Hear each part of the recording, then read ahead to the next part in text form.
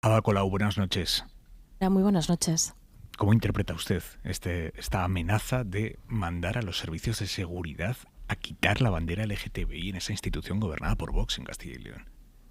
Bueno, yo creo que por desgracia no es una sorpresa. O sea, hace ya años que estamos viendo cómo se normalizan los discursos de odio de la extrema derecha en nuestro país y en toda Europa, y algunas llevamos alertando de esa normalización hace tiempo.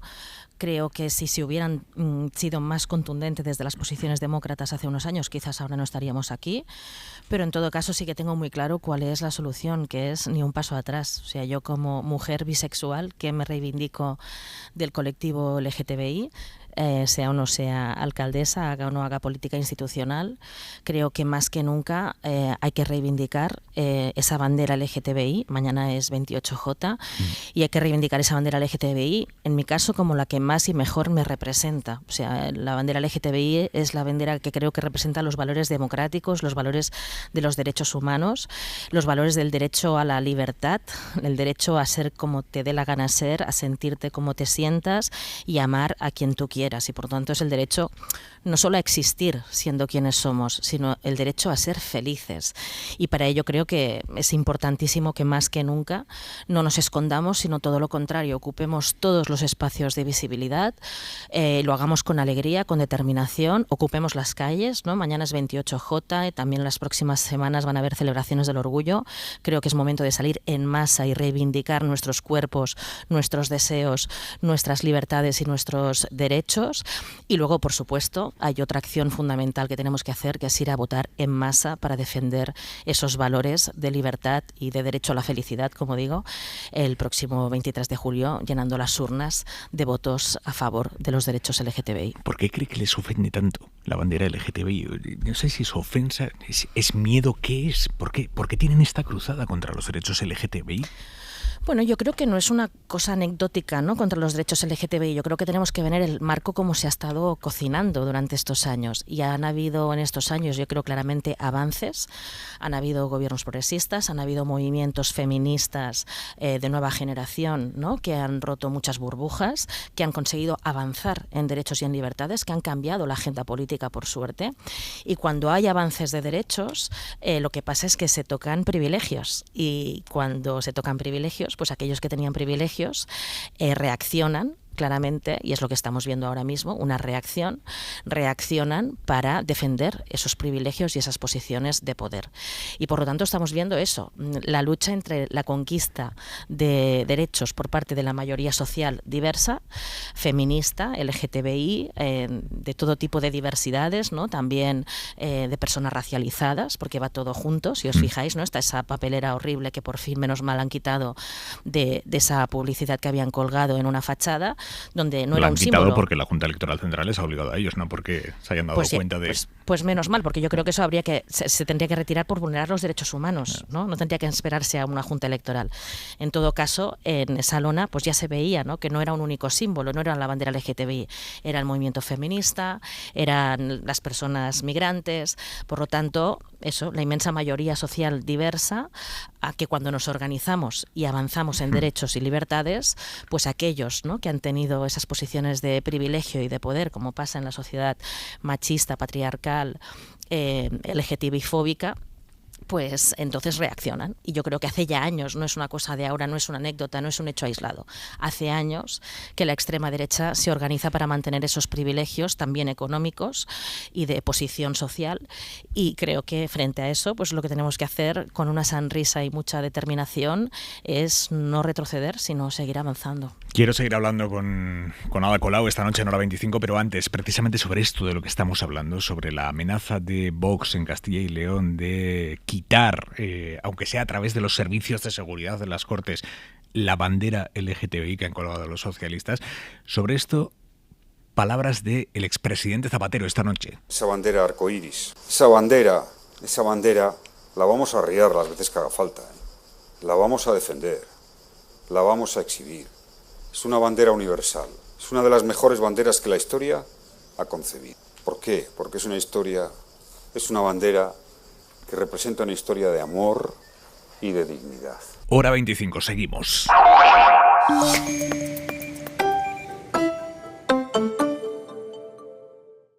Y En los estudios de Radio Barcelona está Ada Colau, exalcaldesa de Barcelona, concejala de Barcelona. Señora Colau, ¿cómo está? Estoy bien, bueno, un poco acalorada con estos calores de verano, pero... Sí, estamos todos medio estamos sudados, ya sufriendo estas olas de calor, pero estoy bien, sí. Hace un mes, exactamente la noche del 27, estábamos en la noche del día de reflexión y al día siguiente íbamos a votar todos. ¿Qué lectura hace de todo lo que ha pasado en Barcelona en Barcelona y el resto de España en este último mes?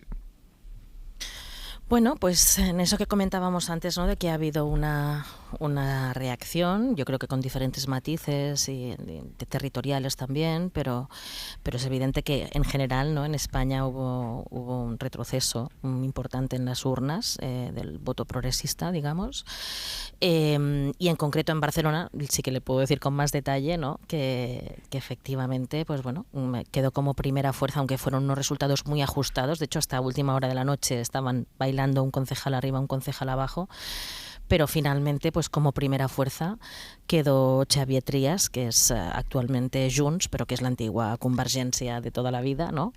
Que es la derecha catalana, ¿no? Que bueno, que han estado, digamos que han puesto el tema independentista muy en primer plano en los últimos tiempos, pero que es la derecha de toda la vida, neoliberal, y quedó como primera fuerza por poco, por 11 concejales, pero quedaron como primera fuerza y por lo tanto ganó la derecha en Barcelona en votos, y como segunda y tercera fuerza quedamos el Partido Socialista y nosotros, prácticamente empatados en votos, pero el Partido Socialista con un concejal más. Entonces quedó un resultado tan ajustado, ¿no? y tan atomizados la repartición de concejales. En Barcelona hay 41 concejales, la mayoría para poder aprobar presupuestos y gobernar son 21 concejales. Pues ya le digo, la que quedó como primera fuerza tenía 11 y por lo tanto empezaron semanas de conversaciones, ¿no?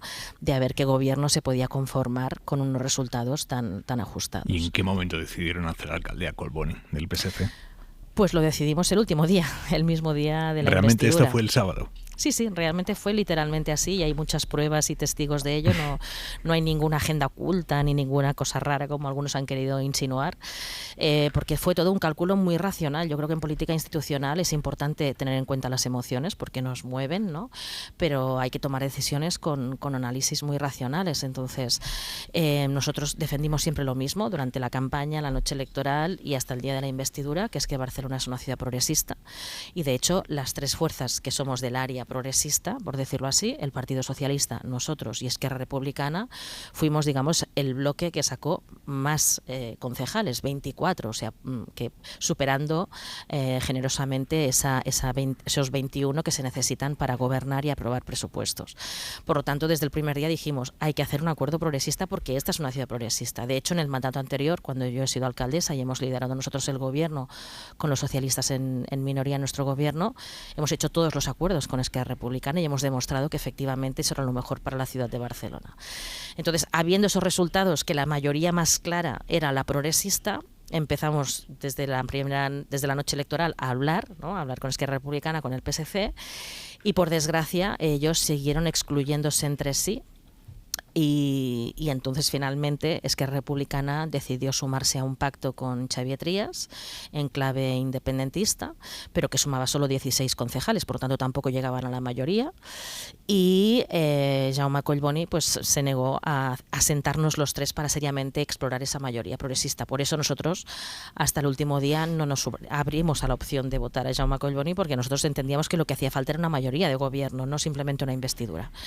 Como eso no fue posible, no por nosotros, sino por las otras fuerzas, pues al final acabamos votando aquella fuerza que nos parecía menos de derechas. Claramente Xavier Trias era mucho más de derechas y por lo tanto era una amenaza para nuestras políticas, ¿no? Porque él dijo que iba a desmontar la Barcelona de Colau, o sea, el único programa que tenía Xavier Trias era desmontar lo que habíamos hecho estos años, pero es que además... la derogación del sanchismo versión Barcelona, la derogación hombre, del, es que ahora del colauismo.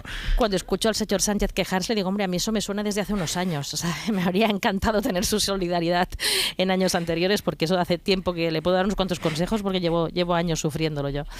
Pero en todo caso, efectivamente, o sea, el señor Trias, su único programa era desmontar lo que él llamaba la Barcelona de Colau Y por otro lado también hay otro argumento muy racional, que es que no solo queremos seguir defendiendo nuestras políticas, sino queremos seguir defendiendo algo tan necesario y objetivamente posible como es un gobierno progresista, estable y fuerte. Se plantean y para entrar... que eso se abra camino, Sí. pues votando a Collboni tenemos muchas más posibilidades de conseguirlo que no dejando que Trías fuera alcalde, y por lo tanto por eso le votamos. Entrar en el gobierno municipal más adelante.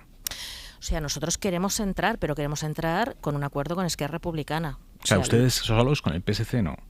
Es que ¿sabe qué ocurre? Que ya sabemos cómo funciona esto, porque conocemos al PSC. Cuando nosotros lideramos, entonces conseguimos que el PSC mire hacia la izquierda y haga políticas más progresistas. Cuando lidera el PSC, tiene tentaciones de hacer algunas políticas, por ejemplo, en el ámbito económico, claramente más hacia la derecha.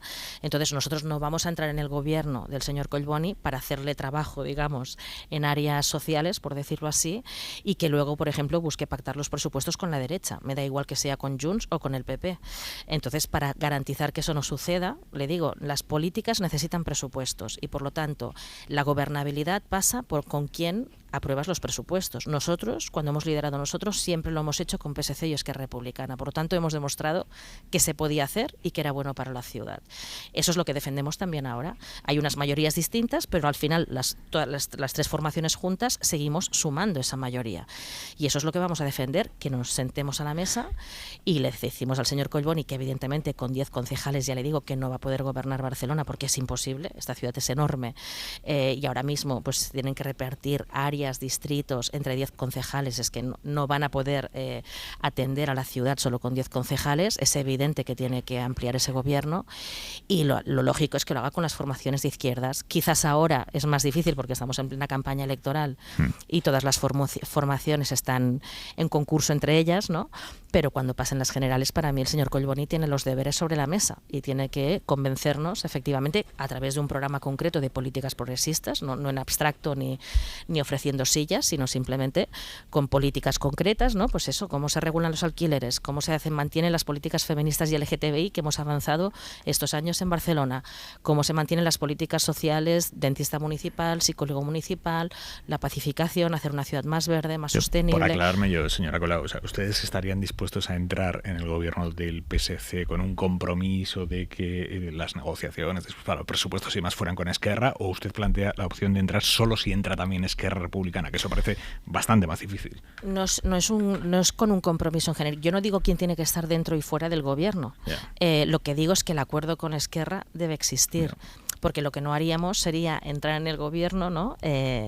Y como le digo, hacerle el trabajo, ¿no? al gobierno y que luego cuando llegue ese momento de los presupuestos resultara que hubiera que cambiar las políticas porque el señor Collboni quiere pactar con Junts, por ejemplo, ¿no? En cualquier caso, eso es lo que me parece que no sería contradictorio con lo que las políticas que nosotros hemos defendido estos años y queremos mantener. Entonces, todo pasa porque haya un acuerdo dentro o fuera del gobierno, pero tiene que haber un acuerdo con Esquerra Republicana y yo creo que sería mejor con las dos formas, mi opinión personal. Eso luego lo tendrán que debatir las organizaciones. En nuestro caso, además, si hubiera una propuesta de entrar al gobierno, tendría que haber debate en la organización y lo tendría que votar la organización. O sea, que eso no lo voy a decidir yo sola. ¿Usted entraría? ¿Yo personalmente, dice? Sí. Para mí ahora lo importante es defender el contenido. O sea, yo, como puede imaginarse, he tenido el orgullo y el honor de ser la primera mujer alcaldesa de la ciudad de Barcelona y he sido alcaldesa 8 años. Por lo tanto, digamos que he tenido suficiente cargo, digamos, no necesito más cargos, digamos, ¿no? Lo que sí tengo es un compromiso absoluto con el proyecto de ciudad que hemos impulsado. Eso es lo que tengo, un compromiso y una responsabilidad. Y la responsabilidad, porque sé lo que está en juego, ¿no? En políticas concretas, yo voy a acompañar al grupo municipal para intentar conseguir, ¿no? los mejores acuerdos posibles, para intentar conseguir acuerdos progresistas, como digo, que incluyan a Esquerra Republicana y sobre todo que se mantengan el máximo de las políticas que hemos impulsado estos años. Pero vamos, que usted como tal no entraría. Eso es que lo debatiría después. Con la organización veríamos si realmente se ve necesario, más útil, menos útil, pero mi papel debe ser una cuestión secundaria. Eso es lo que le estoy diciendo, que eso lo debatiré con la organización, pero lo más importante es el contenido y lo más importante es acuerdos progresistas amplios que fortalezcan esas políticas que nos permitan avanzar en derechos, en proteger a la población frente a las múltiples crisis que nos amenazan o frente a los discursos de odio de la extrema derecha que crecen en toda España, ¿no? Y Hablando creo que eso debe ser lo importante. De discursos de odio, señora Colau, quiero preguntarle por un episodio que fue durísimo. Unos días antes de la campaña, cientos de ultras salieron a las calles de Barcelona en una manifestación gritando "puta Colau". ¿Usted aquello cómo lo vivió? Pues lo que viví peor, le digo sinceramente, a mí no me sorprendió, o sea, porque ya conozco al colectivo que lo impulsó, ¿no? Que se hacen llamar Desocupa, y que utilizan los miedos de la gente en temas, por ejemplo, como la vivienda, para en realidad promocionar el discurso de la extrema derecha y los discursos de odio. De hecho, la mayoría de manifestantes venían de otras partes, no eran de Barcelona, y venían directamente por colectivos de extrema derecha. Algunos miembros directamente de Vox, que eran reconocibles. Por lo tanto, que esa gente gritara contra mí, y concretamente insultos machistas como puede ser "puta Colau", a mí eso en sí mismo no me sorprendía. Lo que más me sorprendió y me dolió fue que se normalizara, que eso determinados medios de comunicación lo normalizaran e incluso me culpabilizaran a mí, y que otras formaciones políticas también democráticas no lo condenaran ni me mostraran ningún tipo de solidaridad, o sea, que lo normalizaran. Yeah. El hecho de, no lo digo tanto por mí personalmente, sino el hecho de que se normalice, que suceda algo así, creo que dice mucho, ¿no?, de qué ha pasado estos últimos años, que es que efectivamente, por desgracia, demasiadas veces desde la institución y desde los medios de comunicación, y no quiero generalizar, unos mucho más que otros, pero desde demasiadas veces se ha normalizado, se ha naturalizado como una opinión más, y entonces pasan cosas como esas y de repente nadie pone el grito en el cielo.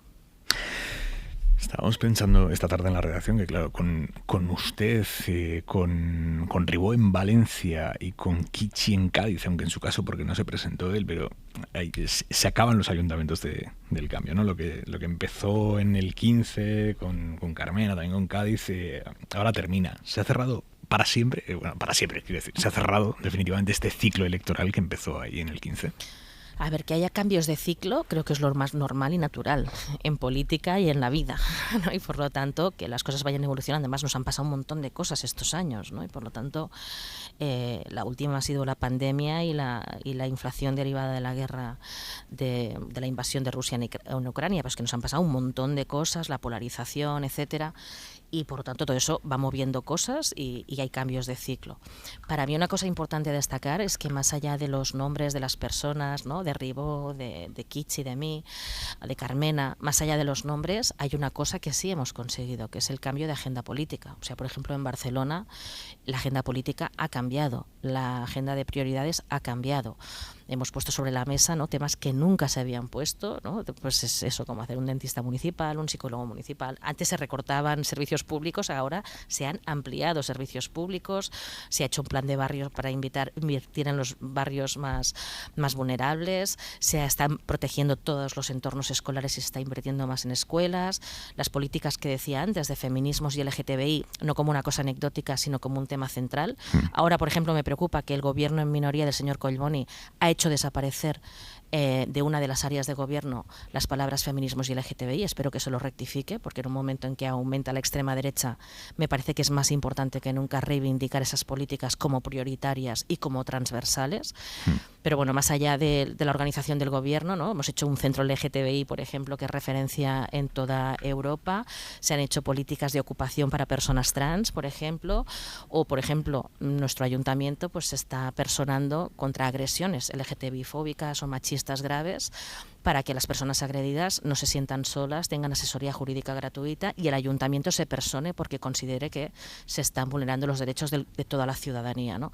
Pues son muchas políticas que yo creo que han llegado para quedarse, que han tenido liderazgo ciudadano, igual que en el tema de la emergencia climática, temas que no se hablaban o se hablaban solo en sectores muy especializados, hoy están en el centro del debate y para mí eso es lo importante. Y luego estarán las formaciones políticas, las personas que tendremos un cargo, tendremos otro, pero lo importante es de qué temas nos ocupamos, qué ponemos en el centro de las prioridades: la vivienda, la salud, los servicios públicos, la emergencia climática.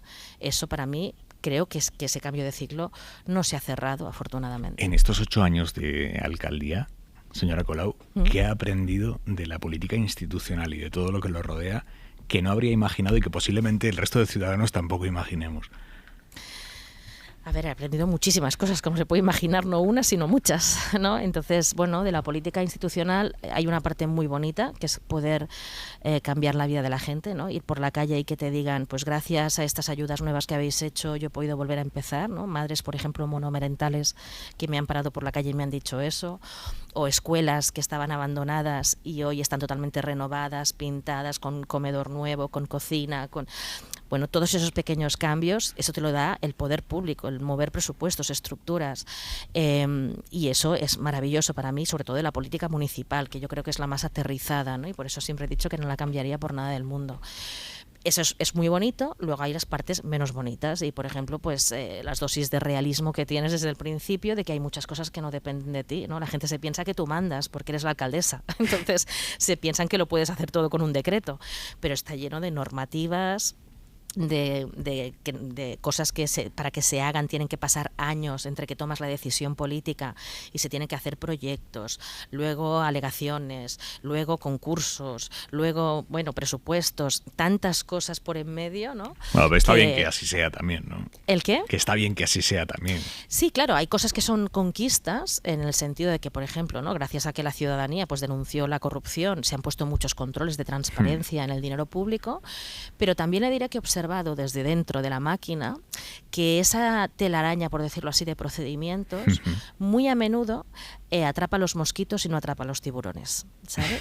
Porque los tiburones tienen grandes despachos de abogados, tienen mucho dinero, tienen acceso al poder mediático, al poder judicial y acaban encontrando siempre la manera de acabar ganando la partida, ¿no? Y eso lo hemos visto, por ejemplo, con el tema del agua en Barcelona. La gran compañía que tiene el agua privatizada nos ha puesto un montón de querellas solo por querer plantear el debate de la gestión pública y nos ha puesto, bueno, medios digitales a hacer fake news, etcétera, etcétera, ¿no? O los fondos buitre, por ejemplo, que tienen mucho dinero, nos han puesto querellas, han generado titulares, ruido.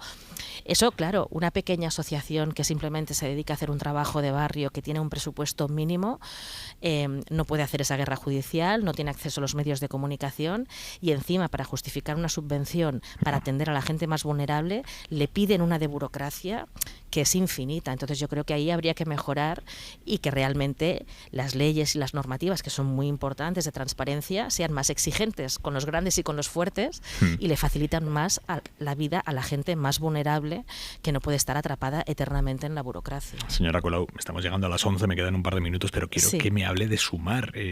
Sumar es un proyecto a largo plazo, es una herramienta coyuntural. ¿Qué es Sumar? Sumar yo creo que es esperanza, es una gran esperanza.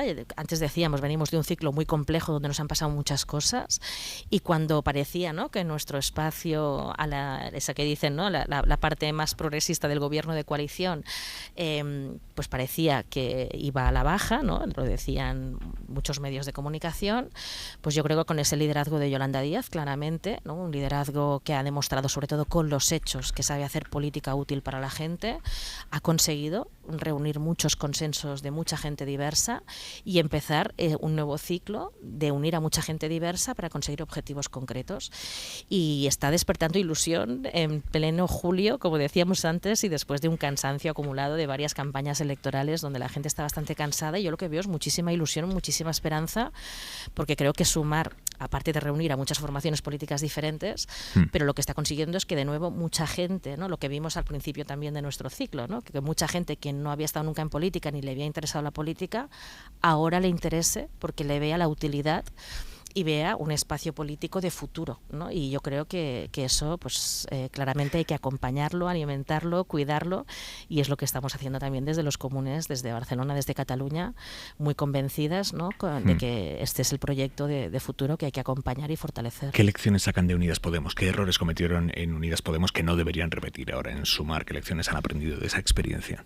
Bueno, yo no sé si hay que hablar de errores específicos de Unidas Podemos, ¿no? Creo que en política institucional pues todo el mundo comete errores, claramente. Hay tensiones, hay rivalidades, hay errores comunicativos, hay diferentes estrategias y eso pasa en todas las formaciones políticas, no pasa solo en Unidas Podemos. También algunos han querido como situar el ruido en Unidas Podemos, pero yo diría que discrepancias y diferentes visiones, etcétera, hay en todas las formaciones políticas. En todo caso, seguro que se pueden aprender aprender cosas. Seguramente dentro de unos años podremos verlo más sosegadamente, porque también nos ha tocado vivir un ciclo tan acelerado que es difícil, ¿no?, encontrar ese tiempo pausado para reflexionar sin que sea utilizado también por los adversarios, ¿no?, para señalar debilidades. Yo creo que ha sido también un proceso de aprendizaje muy grande y que lo importante es que sepamos aprovechar lo bueno para fortalecer los proyectos de futuro, como es en este caso Sumar. Si la izquierda revalida el gobierno de coalición, señora Colau, ¿la veremos de ministra en la cuota de Sumar? Pues yo haré todo lo que esté en mis manos para ayudar a que efectivamente revalide ese gobierno de coalición. Creo que eso es importantísimo. Creo que, como estáis diciendo, nos jugamos mucho y ahí lo vemos, ¿no? En esos gobiernos de PP y Vox que se están conformando, estamos viendo de qué se trata. O sea, se trata de la amenaza real a las bases democráticas de nuestro país, no solo de visiones diferentes entre las derechas y las izquierdas. O sea, estamos viendo que se está cuestionando las mismas bases de la democracia. Así que creo que ese gobierno de coalición progresista es un tesoro que hay que defender entre todos y todas desde nuestra diversidad. Yo lo voy a acompañar, voy a ayudar en todo lo que pueda, voy a hacer campaña, por supuesto, pero no tengo intención de asumir más cargos. Como le decía, he sido alcaldesa 8 años de la ciudad de Barcelona, eso es un orgullo, y no necesito más cargos, digamos, que puedo ayudar desde muchos otros lugares. Ada Colau, gracias por venir esta noche a Hora 25. Muchísimas gracias, un placer.